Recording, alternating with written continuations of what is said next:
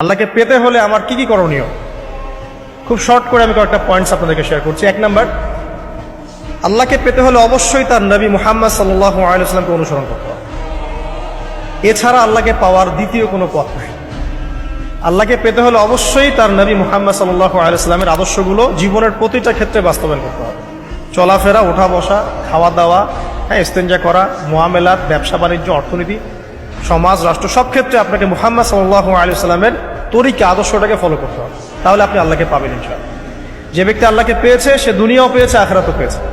যে আল্লাহকে পায় নাই, দুনিয়াও বরবাদ, আখিরাতও বরবাদ। এক নাম্বার তাহলে কি কাজ?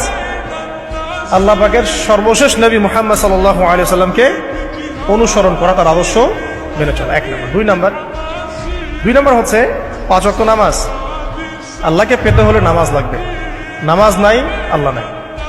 ওয়াস্তাঈনু বিস-সাবরি ওয়াস-সালাত, তোমরা সবর এবং সালাতের মধ্য দিয়ে আল্লাহর সাহায্য প্রার্থনা করো। আমরা এই জন্য নামাজে বলি ইয়্যাকা না'বুদু ওয়া ইয়্যাকা নাস্তাঈন, আমরা শুধু আপনারই ইবাদত করি এবং আপনার কাছেই সাহায্য প্রার্থনা করি। আল্লাহকে পেতে হলে নামাজের কোনো বিকল্প নাই। যে ব্যক্তি নামাজ পড়ে না, আল্লাহর সাথে তার কোনো সম্পর্ক নেই, নো কানেকশন। আপনি যে কোনো কিছু চাচ্ছেন, সেজদায় পড়ে আল্লাহর সামনে আত্মসমর্পণ করেই চাইতে হবে। ওয়াসজুদ ওয়াক্তারিব, আল্লাহ কি বলেছেন? সেজদা করো, নিকটবর্তী হও। তো ব্যাখ্যা অনেক করা যায়। নামাজ না পড়লে কিন্তু মানুষ কুফরিতে লিপ্ত হয়। যে ব্যক্তি মান তারাকা সালাতান মুতাআম্মিদান ফাকাদ কাফারা, যে ব্যক্তি সালাতকে অস্বীকার করে, ফরজ নামাজকে অস্বীকার করে, সে ব্যক্তি কিন্তু কুফরিতে চলে যায়। ঠিক আছে? তারপরে বাইনা রাজুলি ওয়া বাইনা শিরকি ওয়াল কুফরি তারকুস সালাহ, একজন মুমিন বান্দা এবং অমুসলিমদের মধ্যে পার্থক্যই নামাজ।